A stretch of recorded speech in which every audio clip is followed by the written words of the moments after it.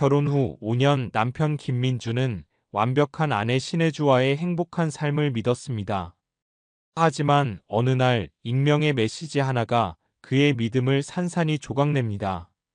당신 아내 지금 다른 남자와 호텔에 있어요. 믿을 수 없는 현실 앞에서 그는 진실을 파헤치기 시작합니다. 충격적인 진실과 마주한 그의 선택은 과연 오늘 한 남자의 처절한 복수와 예상치 못한 위로의 이야기를 시작합니다. 사연 시작 전 좋아요와 구독 꼭 부탁드립니다.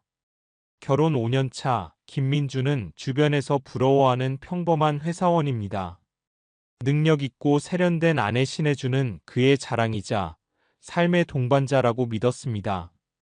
번듯한 아파트, 주말의 외식, 서로에게 건네는 형식적인 안부 인사. 겉으로 보기에는 더할 나위 없이 안정적인 가정이었습니다. 하지만 김민주는 언젠가부터 묘한 거리감을 느끼기 시작했습니다. 아침이면 오늘 저녁 약속 있어요라는 짧은 말과 함께 현관문을 나서는 아내의 뒷모습은 늘 바쁘고 차가웠습니다. 함께 식사를 하는 시간에도 각자의 스마트폰 화면에 몰두했고 밤에는 각자의 공간에서 잠들기 일쑤였습니다. 신혜주는 패션 회사에서 팀장으로 승승장구하고 있었습니다. 뛰어난 업무 능력과 빈틈없는 자기관리로 주변의 신뢰를 얻고 있었죠. 김민주는 그런 아내가 자랑스러웠지만 동시에 그녀의 완벽함이 보이지 않는 벽처럼 느껴질 때가 많았습니다. 그녀의 일상은 점점 더 베일에 쌓여갔고 김민준이 알 수 없는 사람들, 알 수 없는 이야기들로 채워지는 듯했습니다. 그는 가끔 불안한 마음에 아내에게 회사 이야기를 물었지만 바빠서 피곤해요라는 대답만이 돌아올 뿐이었습니다. 그러던 어느 평범한 퇴근길, 김민준의 스마트폰이 울렸습니다. 발신인은 고등학교 동창이자 현재 택시 운전을 하는 강동철이었습니다. 야, 김민준. 너 혹시 마누라 오늘 저녁 약속 있다고 하지 않았냐? 갑작스러운 질문에 김민준은 그런데 왜? 라고 되물었습니다. 강동철의 다음 말은 그의 심장을 얼어붙게 만들었습니다. 내가 손님 내려주려고 청담동 호텔 앞에 있었거든. 근데 내 마누라 어떤 낯선 남자랑 같이 호텔 안으로 들어가더라. 그것도 아주 다정하게 허리에 손까지 감고. 김민준의 머릿속은 하얗게 비었습니다. 혹시 잘못 본 건 아닐까? 순간적인 착각일 수도 있다고 애써 부정했습니다. 하지만 강동철의 목소리는 단호했습니다. 아니야. 내가 똑똑히 봤어. 둘이 웃으면서 로비로 들어가더라고. 그 말을 듣는 순간 김민주는 숨이 턱 막히고 온몸의 감각이 마비되는 듯 했습니다. 회사 사람들의 퇴근 인사가 희미하게 들려왔지만 그의 귀에는 강동철의 목소리만이 맴돌았습니다. 혹시 오해일 수도 있어. 너무 깊게 생각하지 마. 친구의 걱정스러운 목소리가 전화 너머로 들려왔지만 김민주는 아무 대답도 할 수 없었습니다. 전화를 끊고도 그는 한참 동안 멍하니 자리에 앉아 있었습니다. 그날따라 퇴근길 하늘은 더욱 어둡고 무겁게 느껴졌습니다. 집으로 향하는 지하철 안에서 수많은 생각들이 그의 머릿속을 스쳐 지나갔습니다. 정말 신혜주가 그의 아내가 다른 남자와 하지만 마음 한구석에서는 오래전부터 희미하게 감지되었던 불안의 그림자가 드리워져 있었습니다. 잦은 약속, 늦은 귀가, 달라진 화장품 냄새, 그리고 결정적으로 더 이상 그의 눈을 마주치지 않으려는 아내의 싸늘한 눈빛. 텅 빈 집 안에는 냉장고에서 희미하게 돌아가는 소리만이 감돌았습니다. 식탁 위에는 신혜주가 미리 준비해둔 몇 가지 반찬들이 놓여 있었지만 김민주는 도저히 식욕을 느낄 수 없었습니다. 그는 멍하니 스마트폰 화면을 바라봤습니다. 신혜주에게서는 아무런 연락도 없었습니다. 회사 단체 채팅방의 알림만이 간헐적으로 울릴 뿐이었죠. 그날 밤 신혜주가 집으로 돌아온 시간은 새벽 1시가 넘어서였습니다. 술에 취한 것 같지는 않았지만 화장은 군데군데 지워져 있었고 코끝에는 김민준에게 익숙하지 않은 은은한 향수 냄새가 풍겼습니다. 많이 늦었네. 김민준이 먼저 말을 걸자 신혜주는 피곤한 듯 짧게 대답했습니다. 응. 일이 좀 길어졌어. 미안. 그 말을 끝으로 그녀는 곧장 침실로 들어가 욕실 문을 닫았습니다. 김민주는 침대에 누워 잠든 척 천장을 바라보았습니다. 쉽게 잠이 오지 않았습니다. 그의 마음속에는 굳게 다짐 하나가 새겨지고 있었습니다. 확인해보자. 이 모든 것의 진실이 무엇인지. 그렇게 김민준의 평온했던 결혼 생활은 청담동 호텔 앞에서 시작된 작은 균열 하나로부터 서서히 무너지기 시작했습니다. 그날 이후 김민주는 신혜주의 모든 움직임에 신경을 곤두세우기 시작했습니다. 그녀가 건네는 짧은 말 한마디, 퇴근 시간의 옷차림, 심지어 스마트폰을 쥐고 있는 손끝까지 그의 눈에 들어왔습니다. 겉으로는 평소와 다름없이 행동하려 애썼지만 속으로는 조용한 소란이 끊이지 않았습니다.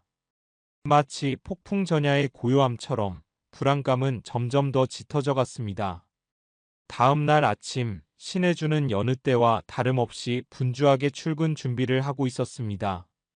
거울 앞에서 꼼꼼하게 화장을 하고 옷매무새를 가다듬는 모습은 평소와 같았지만 그날따라 그녀의 립스틱 색깔은 평소보다 짙었고 발에는 김민준이 처음 보는 낯선 디자인의 구두가 신겨져 있었습니다. 오늘 뭔가 특별한 약속 있어? 김민준이 최대한 무심한 척 물었지만 그의 목소리는 묘하게 떨리고 있었습니다. 신혜주는 거울에서 시선을 떼지 않은 채 대답했습니다. 아, 그냥 회사에 외부 미팅이 하나 잡혀 있어서. 요즘 중요한 프로젝트 맡아서 좀 바빠. 그녀의 대답은 간결했지만 김민준의 마음속에는 또 하나의 의심 조각이 쌓였습니다.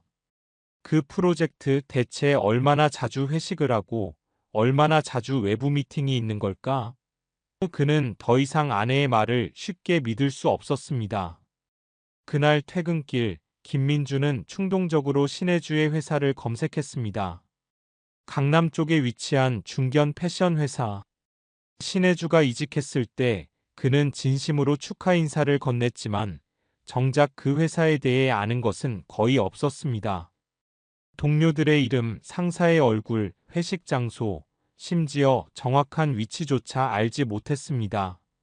그녀의 직장 생활은 완전히 베일에 가려진 그와는 전혀 다른 세계처럼 느껴졌습니다.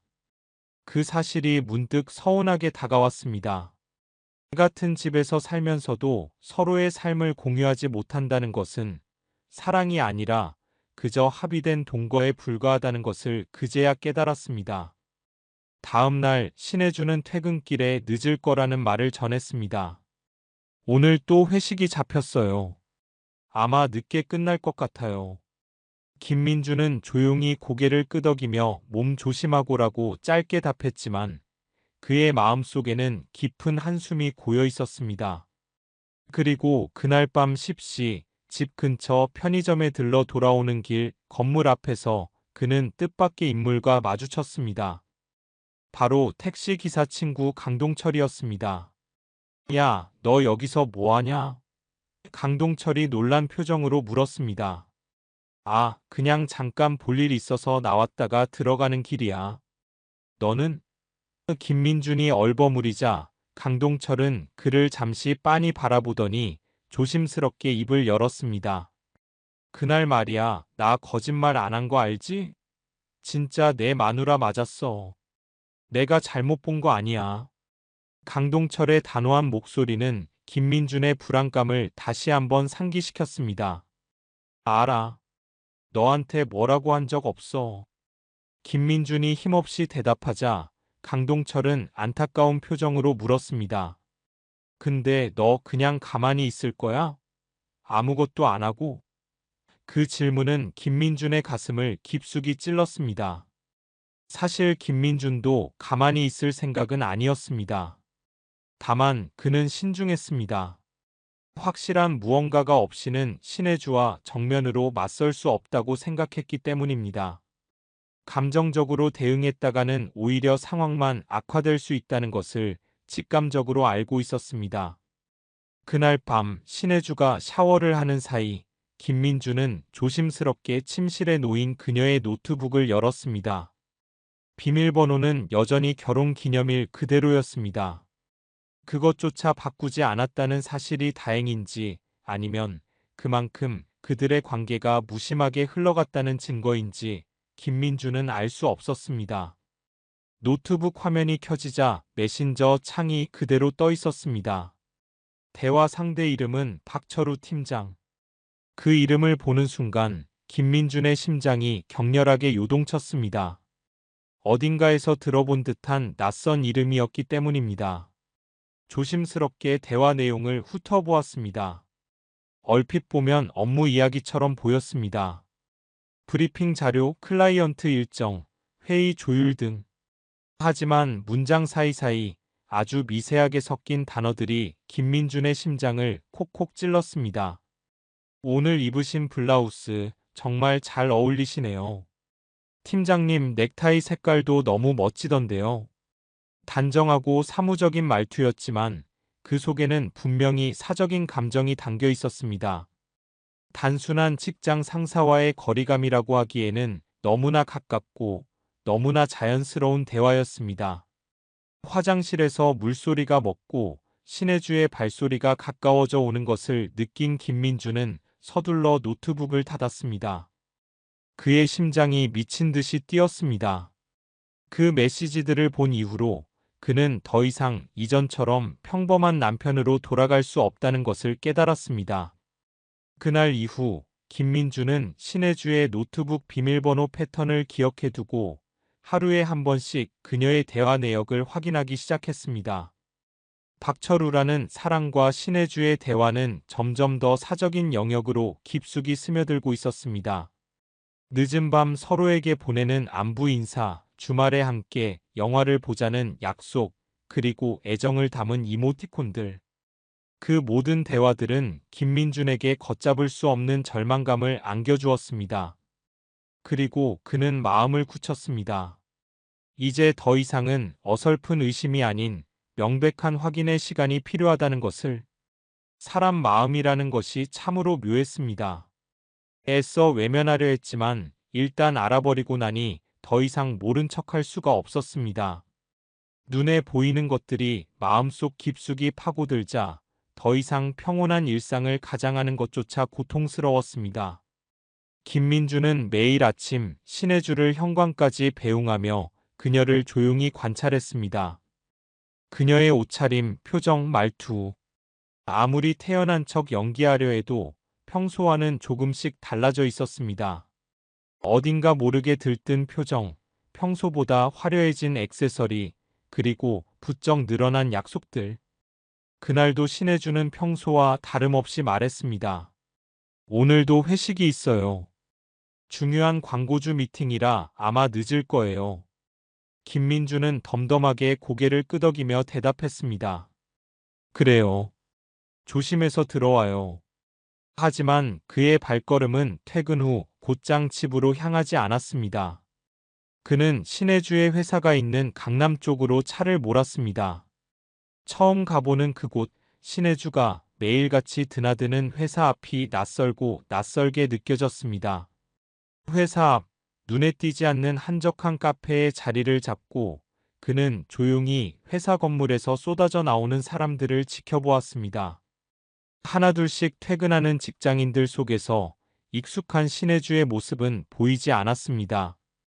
시간은 속절없이 흘러 저녁 7시, 8시, 9시가 되었지만 그녀는 나타나지 않았습니다. 혹시나 하는 마음에 전화를 걸었습니다. 여보, 아직 회사에요?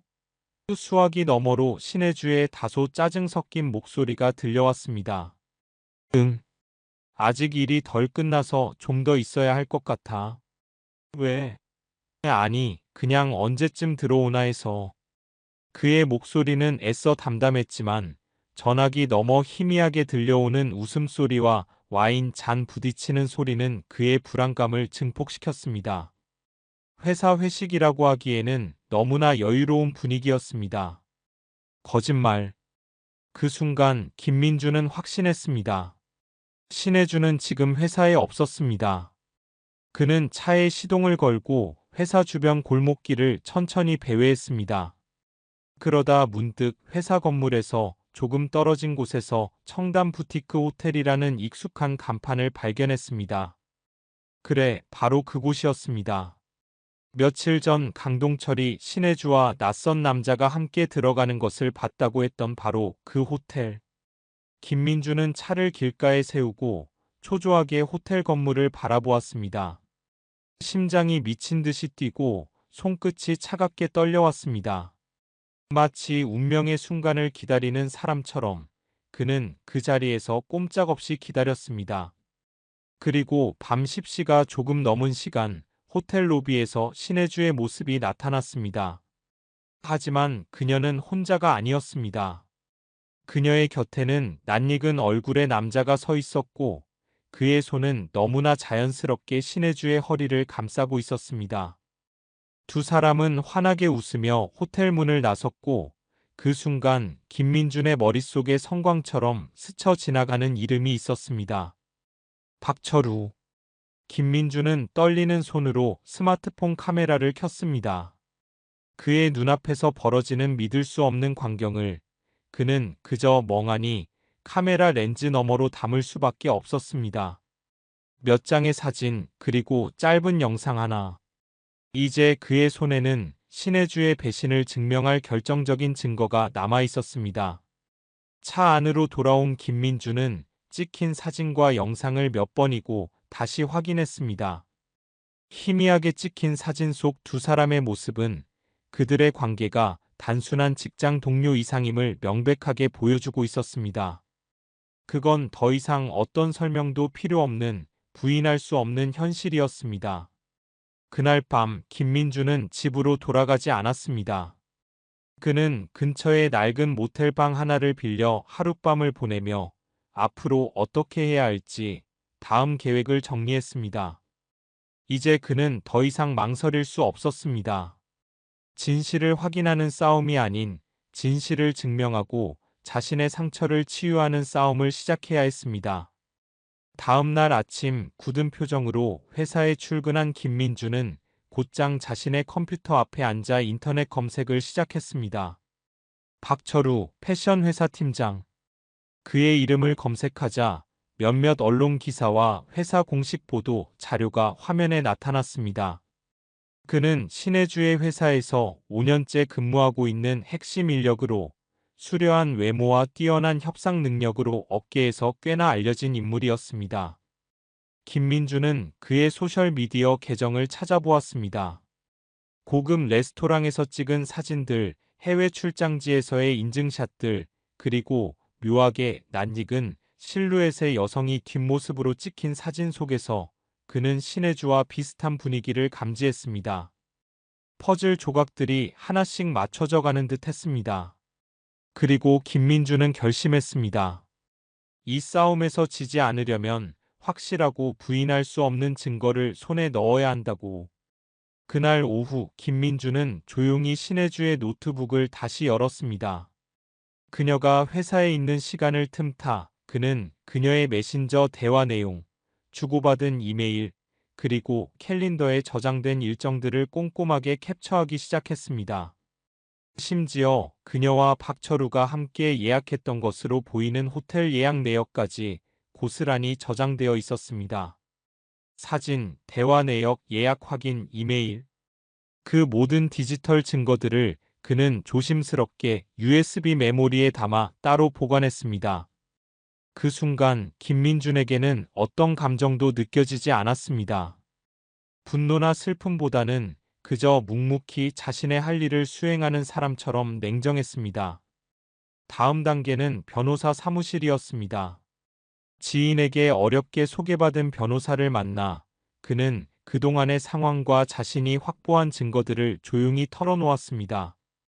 변호사는 김민준이 건넨 USB 메모리와 출력된 사진들을 천천히 살펴보더니 굳은 표정으로 고개를 끄덕였습니다. 이 정도면 상간소송은 충분히 가능합니다. 정신적 손해배상 청구는 물론이고 이혼 절차를 병행하는 것도 신중하게 검토해 보시죠. 변호사의 차분한 목소리에 김민주는 고개를 숙인 채 힘겹게 말했습니다. 이제 이 결혼을 끝내고 싶습니다. 그리고 제가 받은 고통만큼은 그들에게 되돌려주고 싶습니다. 변호사 사무실을 나서는 길, 눈앞에 쏟아지는 햇살이 유난히 따가웠습니다. 하지만 그 강렬한 햇빛 아래에서도 김민준의 그림자는 이전보다 훨씬 더 단단하고 굳건하게 땅에 드리워져 있었습니다. 사람이란 참으로 이상한 존재입니다.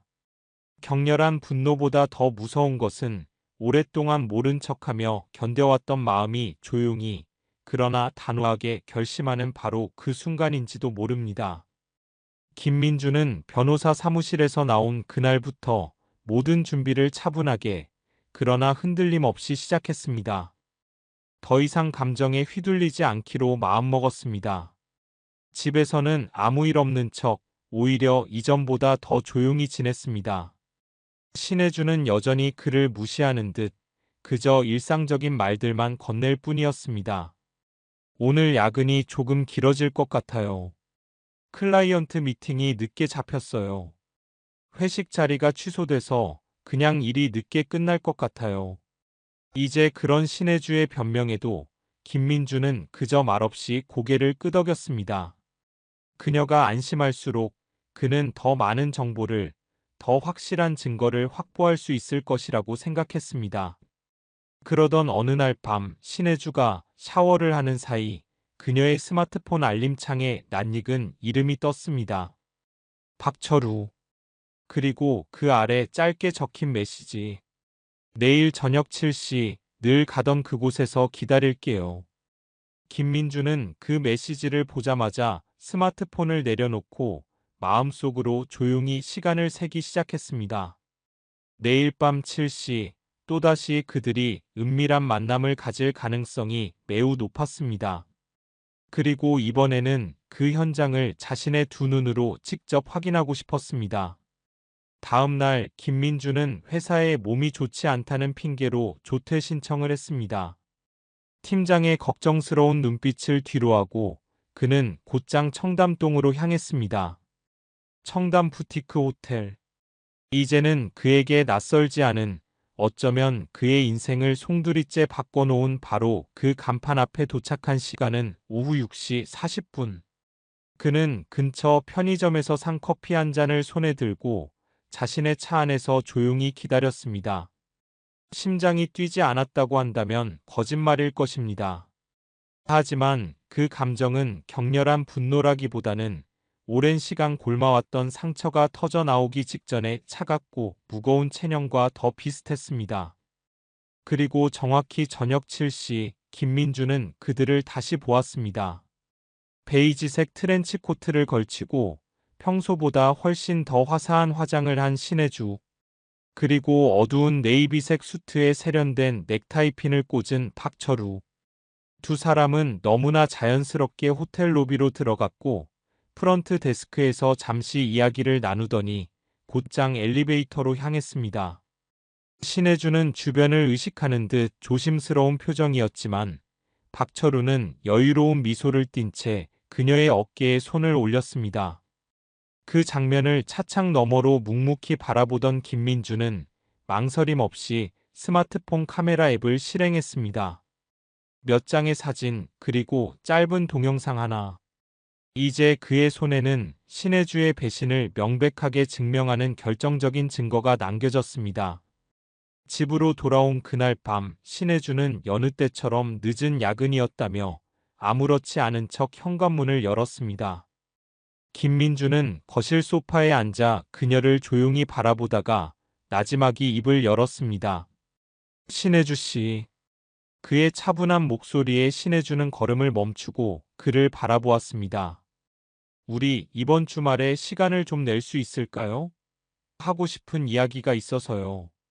잠시 당황한 표정을 짓던 신혜주는 이내 평정을 되찾고 대답했습니다. 이번 주말은 좀 바쁜데. 무슨 일이에요? 중요한 일이에요. 우리 결혼에 관한 이야기입니다.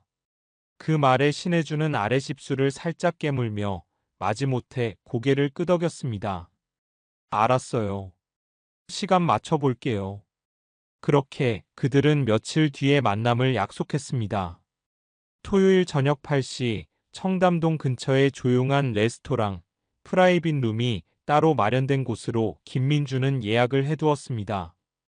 혹시라도 벌어질지 모르는 소란을 대비하기 위한 그의 마지막 배려였습니다.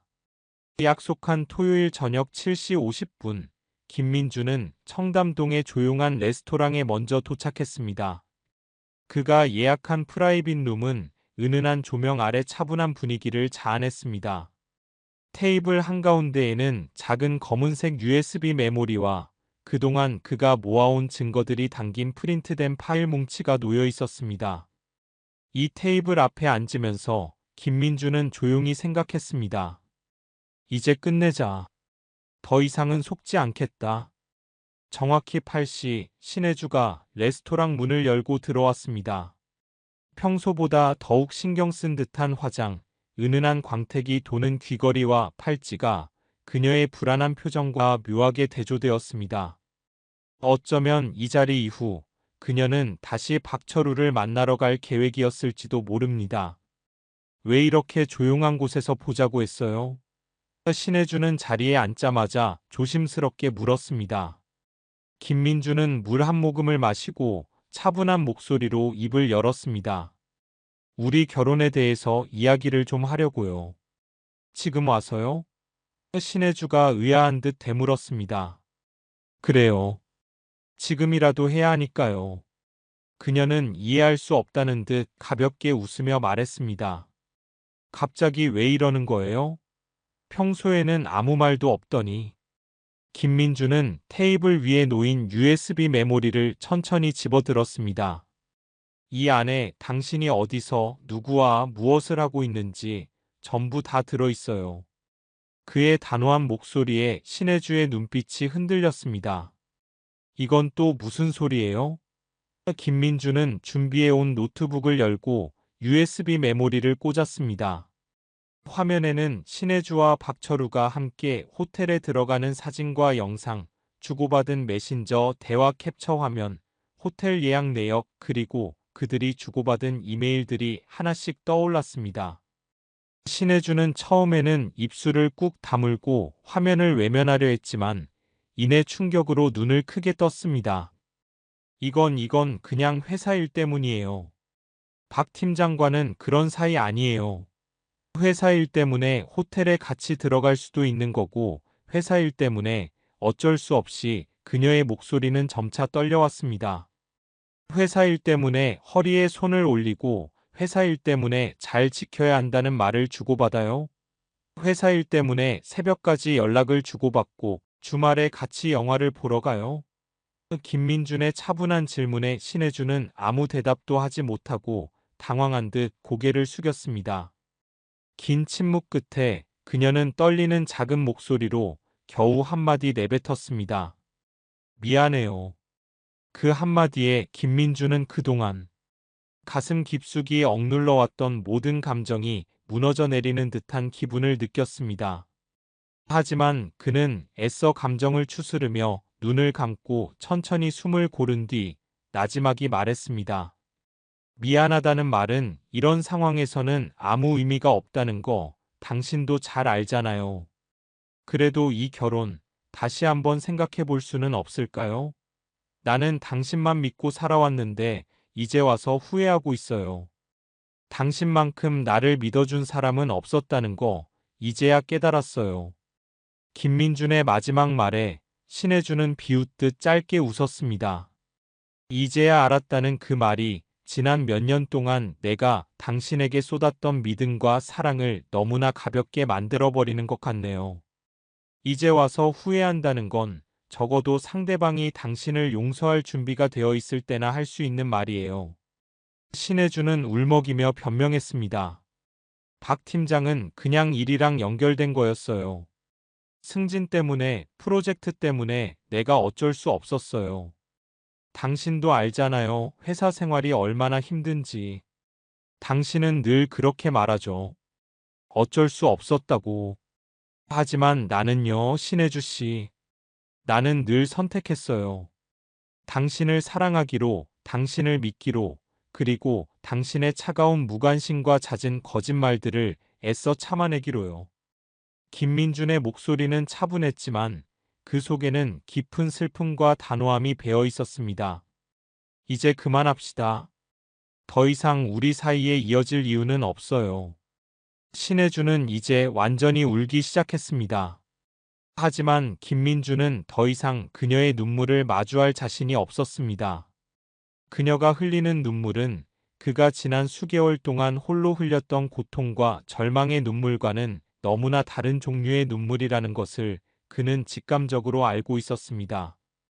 이건 법적으로도 갈 겁니다. 박철우 씨에게는 상간 소송을 진행할 거고 당신에게도 정식으로 이혼 청구를 할 겁니다.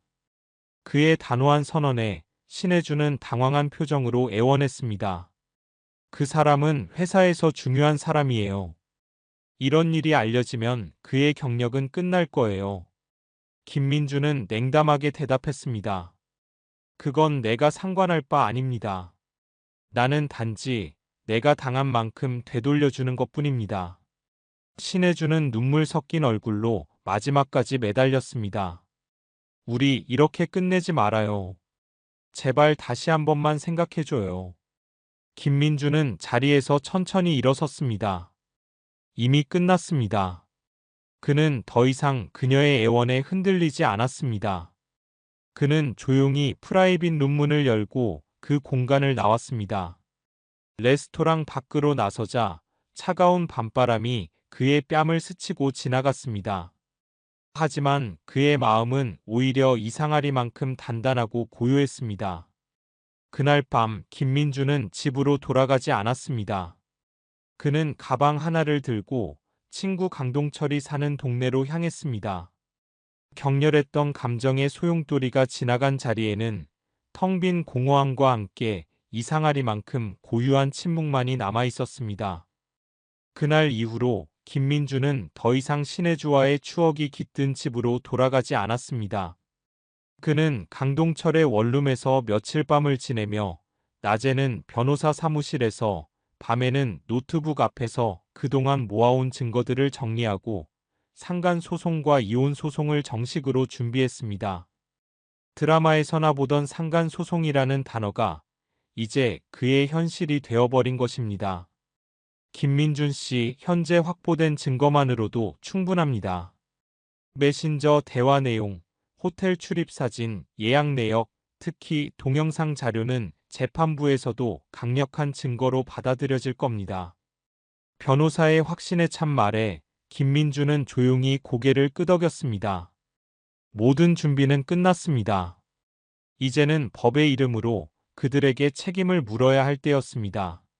며칠 뒤 소장을 법원에 접수하고 나니 그의 마음 한구석이 묘하게 편안해졌습니다. 이제 그가 홀로 감당해야 했던 고통을 그들도 외면할 수 없는 방식으로 마주하게 될 것이라는 생각 때문이었습니다. 소장이 접수되자마자 신혜주에게서 다급한 전화가 걸려왔습니다. 김민준 씨, 정말 이렇게까지 해야 해요? 상간 소송까지 가면 박 팀장 인생 망가져요. 그녀의 목소리는 떨리고 있었지만 김민주는 냉담하게 대답했습니다. 그건 그 사람과 당신이 알아서 할 일이죠. 나는 단지 내가 당한 만큼 돌려주는 중입니다. 그 뒤로도 신혜주는 여러 번 문자를 보내왔고 심지어 그가 머물고 있는 강동철의 원룸 앞까지 찾아온 적도 있었습니다.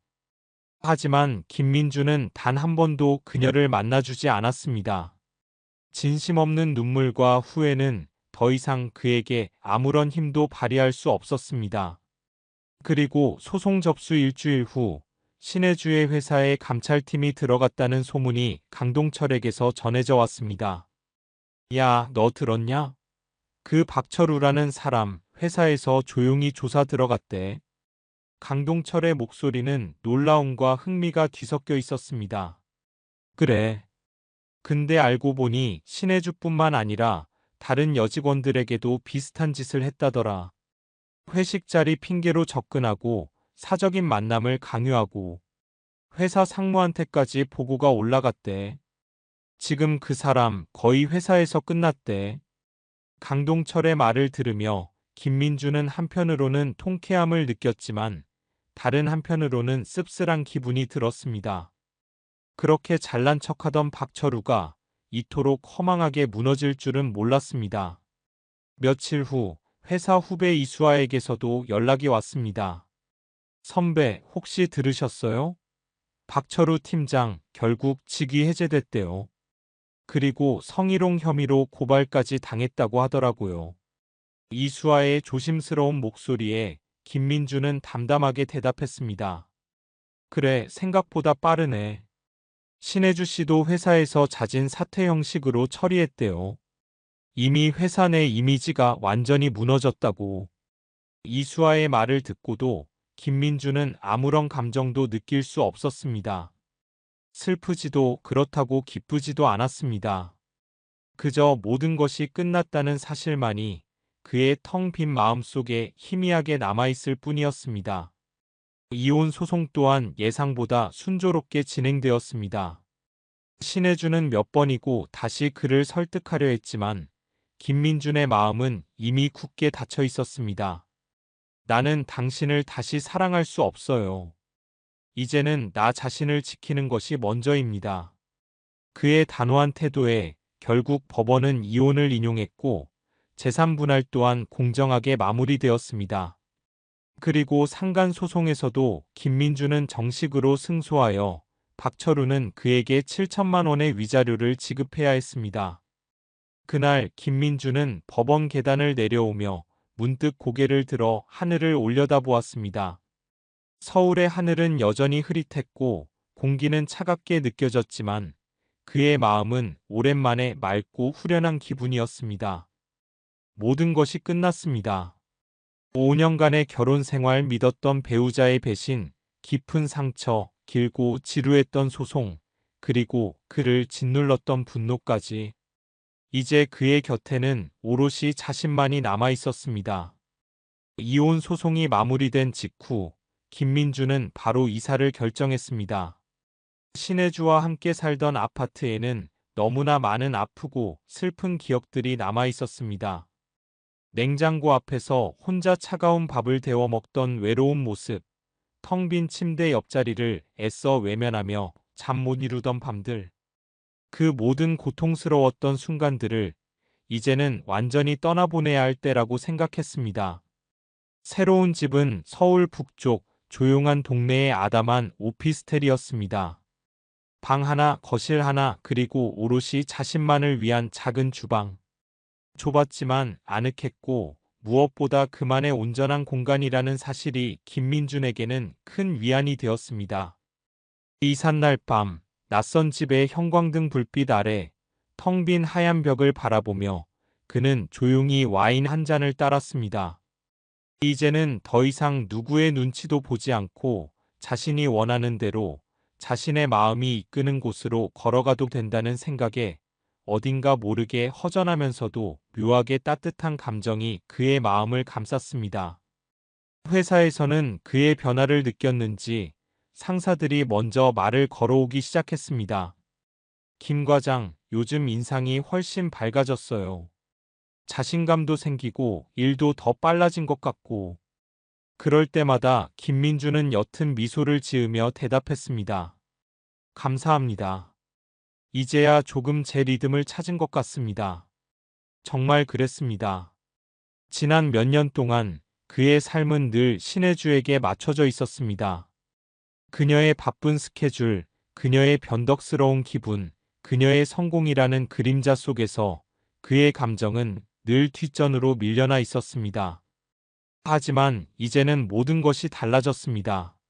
아침에는 일찍 일어나 창문을 활짝 열고 신선한 공기를 마시며 하루를 시작했고, 출근 전에는 따뜻한 커피를 내려 책을 읽거나 가벼운 스트레칭으로 몸을 풀었습니다.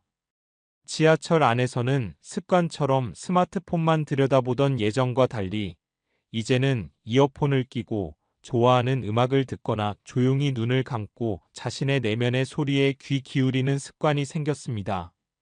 점심시간에는 혼자만의 조용한 산책을 즐겼고, 저녁에는 동네 헬스장에 등록하여 땀을 흘리며 운동에 집중했습니다. 운동 후에는 간단한 요리를 직접 해 먹으며 와인 한 잔과 함께 책을 읽는 소소한 행복을 누렸습니다. 이 모든 일상적인 변화들은 김민준이 잃어버렸던 자신을 다시 찾아 스스로를 돌보기 위한 작지만 의미 있는 노력들이었습니다. 그것은 상처를 치유하고 새로운 삶의 기반을 다지는 회복의 길이었습니다. 그렇게 혼자만의 시간을 보내는 동안 회사 후배 이수아와의 연락도 자연스럽게 이어졌습니다. 밝고 긍정적인 에너지를 가진 그녀는 힘든 시간을 보냈던 김민준에게 진심으로 다가와 따뜻한 위로와 격려를 건네주었습니다. 어느 날 퇴근길 이수아가 조심스럽게 말을 꺼냈습니다. 선배, 혹시 시간 괜찮으시면 같이 영화라도 한 편 보실래요? 김민주는 망설이지 않고 환하게 웃으며 대답했습니다. 그래요. 좋아요. 영화관을 나서는 길, 차가운 가을밤 바람이 솔솔 불어왔습니다. 이수아는 살짝 목덜미를 감싸며 나지막이 말했습니다. 요즘 선배 얼굴에서 편안함이 느껴져요. 예전에는 뭔가 말 못할 어둠 같은 게 있었거든요. 그녀의 따뜻한 말에 김민주는 발걸음을 멈추고 밤하늘을 올려다보았습니다. 도시의 불빛 사이로 희미하게 빛나는 별 하나가 그의 눈에 들어왔고 그는 조용히 속삭였습니다. 이제야 진짜 나로 살아가는 것 같아요. 깊은 상처를 지나오니까 비로소 제 목소리가 들리더라고요. 이수아는 말없이 고개를 끄덕였습니다. 그 힘든 시간을 잘 견뎌내신 거예요. 정말 대단하세요. 그녀의 진심 어린 칭찬에 김민준의 마음 한구석에서 따뜻한 감정 하나가 조용히 피어올랐습니다. 아직 사랑이라는 단어로 정의하기는 어려웠지만 그것은 오랫동안 묻어두었던 누군가와 다시 연결되고 싶다는 간절한 마음의 표현이었습니다. 그날 이후로 김민준과 이수아는 가끔 퇴근 후 함께 차를 마시기도 했고 좋아하는 책 이야기를 나누며 조용한 카페에서 시간을 보내기도 했습니다. 이수아는 늘 조용하고 차분한 눈빛으로 그의 이야기를 들어주었고 어떤 말을 해도 그를 쉽게 판단하지 않았습니다. 혼자만의 시간이 길어질수록 문득 누군가와 진솔한 대화를 나누고 싶을 때가 많았는데 그럴 때마다 이수아는 마치 약속이라도 한 듯 그의 곁에 다가와 주었습니다. 하지만 김민주는 서두르지 않았습니다. 아직 그의 마음속 상처는 완전히 아물지 않았고 새로운 관계를 시작하기 전에 그는 먼저 자기 자신에게 더 집중하고 싶었습니다. 혼자 조용히 밥을 먹는 시간, 새로 사온 작은 화분에 물을 주는 시간, 좋아하는 책을 펼쳐들고 밤을 맞이하는 시간. 이 소소하고 평온한 순간들이 김민준에게는 마치 다시 태어나는 것처럼 소중하고 귀한 시간이었습니다. 가을이 깊어지면서 창밖 풍경도 점차 바스락거리는 낙엽 소리로 가득 채워져 갔습니다. 나뭇잎들의 색깔은 점점 옅어져 갈색으로 변했고 사람들의 옷깃은 점점 높아졌습니다. 어느 늦은 토요일 오후 김민주는 신혜주와 함께 살던 낡은 아파트를 마지막으로 정리하기 위해 그곳을 찾았습니다. 새로운 세입자가 들어오기로 한 날이었죠. 익숙한 비밀번호를 누르고 현관문을 열자 아직 희미하게 남아있는 낯익은 냄새가 그를 맞이했습니다. 냉장고의 웅웅거리는 소리, 거실 바닥에 반사되는 오후의 햇살, 한때 서로의 시간과 추억이 쌓였던 공간은 이제 더 이상 아무도 살지 않는 텅 빈 풍경으로 변해 있었습니다. 거실 한쪽 구석에는 신혜주의 물건들이 아직 일부 남아 있었습니다. 빛바랜 앨범, 그녀가 즐겨 쓰던 머그컵, 그리고 자주 입었던 베이지색 트렌치코트 한 벌. 김민주는 조용히 박스를 열고 하나씩 차분하게 물건들을 정리해 나갔습니다. 그러다 문득 사진 한 장이 그의 눈에 들어왔습니다. 신혼여행지에서 찍은 셀카였습니다. 환하게 웃고 있는 신혜주 옆에서 어색하지만 행복한 미소를 짓고 있는 젊은 김민준의 모습이 담겨 있었습니다. 그는 사진을 한참 동안 말없이 바라보다가 나지막이 중얼거렸습니다. 저 때는 진심이었을까? 스스로에게 질문을 던졌지만 마음속에서는 아무런 대답도 들려오지 않았습니다. 그는 그저 조용히 사진을 접어 정리하고 있던 박스 안에 넣었습니다. 모든 짐을 정리하고 마지막으로 현관문을 깨끗하게 닫기 직전 김민주는 한 번 더 뒤를 돌아보았습니다. 텅 빈 거실 낯설어진 공간을 바라보며 그는 조용히 속삭였습니다. 잘 지내요, 신혜주 씨. 부디 당신도 당신 자신으로 돌아가기를 바랍니다. 그렇게 김민주는 완전히 과거와의 슬프고 아팠던 이별을 고했습니다. 며칠 뒤 이수아에게서 문자가 도착했습니다. 선배, 혹시 이번 주말에 등산 가보시는 건 어떠세요? 좋은 공기 마시고 싶어서요. 처음에는 망설였습니다. 아직 누군가와 다시 가까워지는 것이 조심스러웠기 때문입니다. 하지만 문득 며칠 전 카페에서 그를 바라보던 이수아의 따뜻하고 진솔한 눈빛이 떠올랐습니다. 그의 상처를 함부로 판단하지 않고 조용히 그의 곁을 지켜주던 그녀의 배려 깊은 시선. 그래서 김민주는 답장을 보냈습니다. 좋아요. 가을 공기 마시기에는 딱 좋은 때네요. 주말 아침 그들은 북한산 자락의 한적한 등산로를 함께 걸었습니다. 높지 않은 길이라 걷기에 무리는 없었고 많은 대화를 나누지는 않았지만 그의 옆에 누군가가 함께 있다는 사실만으로도 마음이 편안해졌습니다. 어느 바위턱에 잠시 앉아 쉬던 중 이수아는 말없이 물병을 건네주었습니다. 목을 축인 후 김민준이 먼저 입을 열었습니다. 요즘은 조용한 게 좋더라고요. 시끄러운 말들보다 이렇게 옆에 있는 사람의 조용한 기척 하나가 더 큰 위로가 돼요. 이수아는 조용히 고개를 끄덕이며 부드럽게 웃었습니다. 저도 그래요. 그래서 선배 옆에 있으면 굳이 말을 많이 하지 않아도 괜찮아요. 그녀의 말에 김민주는 작게 미소 지었습니다. 그때 부드러운 바람이 불어왔고 붉게 물든 낙엽 하나가 조용히 그들의 발치에 내려앉았습니다. 그 순간 조금은 이상한 표현일지도 모르겠지만 김민준의 마음속에 문득 나도 다시 사랑할 수 있을지도 모르겠다는 희미한 생각이 스쳐 지나갔습니다. 아직은 섣부른 시작이 아닐지도 모릅니다. 하지만 확실하게 말할 수 있는 것은 그의 마음속 깊은 곳에서 길고 추웠던 겨울이 서서히 끝나가고 있다는 사실이었습니다. 그리고 그 자리에는 다시 누군가를 향한 뜨거운 기대보다는 먼저 자기 자신을 온전히 사랑할 수 있는 따뜻한 여백이 조금씩 생겨나고 있었습니다. 사람이 한번 깊게 부서지고 나면 다시 온전한 모습으로 일어서기까지는 예상보다 훨씬 더 많은 시간이 필요합니다.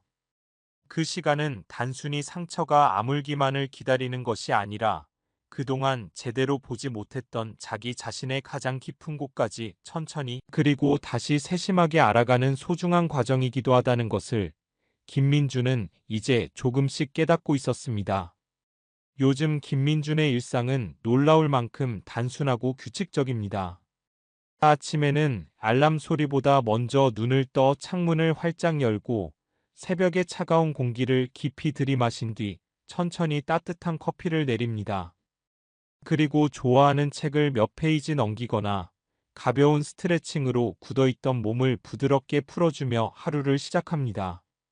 출근길 늘 습관처럼 스마트폰 화면만 멍하니 바라보던 예전과는 달리 이제는 이어폰을 끼고 잔잔한 음악을 듣거나 조용히 눈을 감고 자신의 내면에서 들려오는 작은 소리에 귀 기울이는 새로운 습관이 생겼습니다. 회사에서도 그의 변화를 느끼는지 동료들은 종종 그에게 달라졌다는 이야기를 건네곤 합니다. 김 과장님, 요즘 일에 자신감이 넘쳐 보이세요. 말씀도 훨씬 조리 있고 팀을 이끄시는 리더십도 향상되신 것 같아요. 그럴 때마다 김민주는 겸손하게 웃으며 대답합니다. 그냥 예전보다 제 마음을 더 깊이 들여다보게 되었을 뿐입니다. 결국 일이라는 건 사람이 하는 일이니까요. 그리고 사람과 사람 사이의 온도 또한 결국 나 자신을 어떻게 대하느냐에 따라 미묘하게 달라지는 것 같습니다. 이직을 준비하던 친한 동료가 그에게 팀장 자리를 조심스럽게 권유했을 때 김민주는 잠시 망설였지만 곧 긍정적인 대답을 했습니다. 그것은 단순히 직책의 상승을 의미하는 것이 아니라 이제는 외부의 기대나 평가가 아닌 오롯이 자기 자신의 선택과 책임에 집중하겠다는 그의 조용한 의지의 표현이었습니다. 이수아와의 관계 또한 서두르지 않고 천천히 그러나 깊숙이 발전하고 있었습니다. 어느 날 저녁 이수아에게서 걸려온 전화기 너머로 그녀의 차분하고 따뜻한 목소리가 들려왔습니다. 선배, 혹시 오늘 퇴근 후에 시간 괜찮으세요? 김민주는 부드럽게 되물었습니다. 그럼요. 무슨 일 있어요? 네, 아니요. 그냥 요즘 선배께 받은 게 너무 많아서 저녁 식사라도 한번 대접하고 싶어서요. 그들은 동네의 아담하고 조용한 파스타 가게에서 마주 앉았습니다. 은은한 조명 아래 잔잔한 음악이 흐르는 편안한 분위기 속에서 이수아는 메뉴판을 들고 환하게 웃으며 말했습니다. 선배, 예전에 크림 파스타 좋아하신다고 했던 거 혹시 기억하세요? 그녀의 질문에 김민주는 묘한 웃음을 지으며 대답했습니다. 내가 그 얘기를 예전에 딱 한 번 했던 것 같은데요. 이수아는 수줍게 웃으며 답했습니다. 네, 딱 한 번이면 충분했어요. 그녀의 소박하고 진심 어린 말에 김민준의 마음 한쪽이 묘하게 흔들렸습니다. 과거에 그는 그렇게 단 한 번에 흘러가는 말조차 세심하게 기억하고 귀 기울여주는 사람을 제대로 만나지 못했었기 때문입니다. 맛있는 저녁 식사를 마치고 그들은 조용한 카페로 자리를 옮겨 따뜻한 차를 마시며 그동안 서로에게 쉽게 털어놓지 못했던 개인적인 이야기들을 조심스럽게 나누었습니다.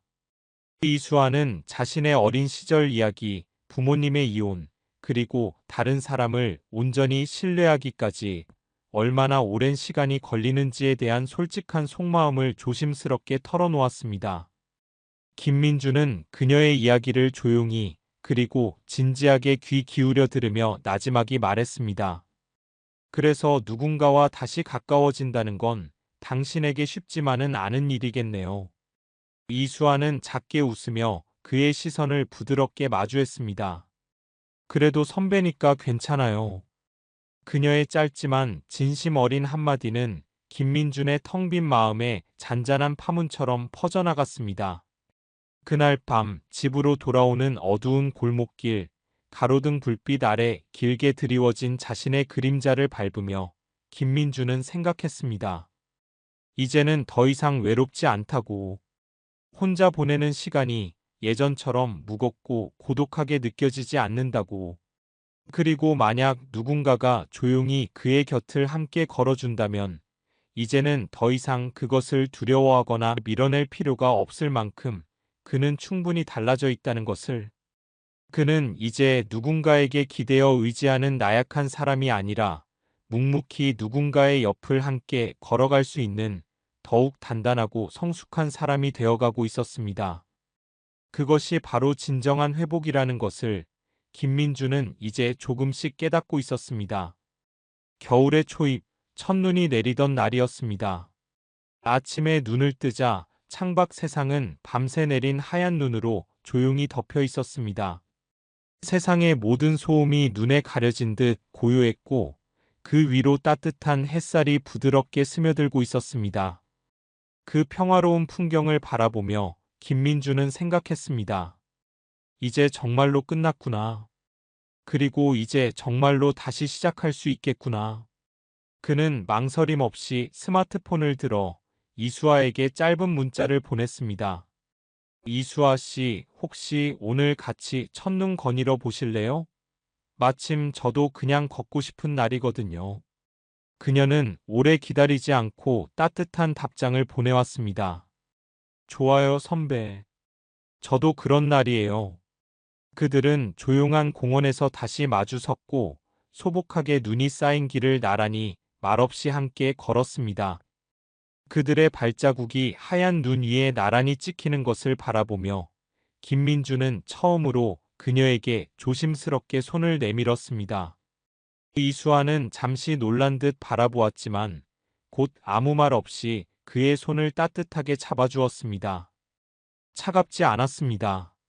아니, 날씨는 분명히 추웠지만 그녀의 따뜻한 손길을 통해 김민준의 얼어붙었던 마음속 깊은 곳에서부터 따뜻한 온기가 천천히 퍼져나가는 것을 느낄 수 있었습니다. 이수아 씨 김민준이 입을 열었습니다. 네, 그녀가 시선을 마주했습니다. 우리 꼭 연애가 아니어도 괜찮아요. 그냥 이렇게 천천히 함께 걸어도 저는 좋을 것 같아요. 이수아는 고개를 끄덕이며 부드럽게 웃었습니다. 선배가 그렇게 말씀해 주셔서 오히려 더 기뻐요. 저도 같아요. 그들의 사이에는 설렘과 망설임, 그리고 조심스러운 기대가 공존하고 있었지만 그보다 더 깊은 곳에는 서로를 향한 진심 어린 존중과 신뢰가 자리 잡고 있었습니다. 김민주는 이제 더 이상 누군가를 붙잡고 매달리는 외로운 사람이 아니라 누군가의 옆을 함께 걸어갈 수 있는 성숙하고 따뜻한 사람이 되어 있었습니다. 그리고 누군가를 통해 억지로 살아가는 삶이 아니라 비로소 자기 자신을 온전히 사랑하는 방법을 배우고 있었습니다. 김민주는 요즘 자신의 삶이 조금씩 그러나 분명하게 좋아지고 있음을 느낍니다. 맛있는 음식을 맛보면 묘한 미소를 짓게 되고 좋아하는 음악을 들으면 어깨를 흔들며 리듬을 탑니다. 창밖으로 불어오는 차가운 바람에도 그의 가슴은 오히려 시원하게 뻥 뚫리는 듯한 상쾌한 기분을 느낍니다. 이제 그는 깨달았습니다. 진정한 복수는 누군가를 망가뜨리는 것이 아니라 자신이 행복하게 살아가는 모습을 보여주는 것이라는 것을. 그리고 그의 차갑게 얼어붙었던 마음속에도 새로운 봄이 찾아오고 있습니다. 그 속도는 더디고 조용하지만 분명하고 따뜻한 색깔로 피어나고 있는 중입니다. 여기까지 그의 이야기를 들어주셔서 진심으로 감사합니다. 그의 깊은 상처와 그 상처를 극복하고 다시 일어서는 과정이 혹시 지금 힘든 시간을 보내고 있는 누군가에게도 작은 위로와 용기가 될 수 있기를 바랍니다.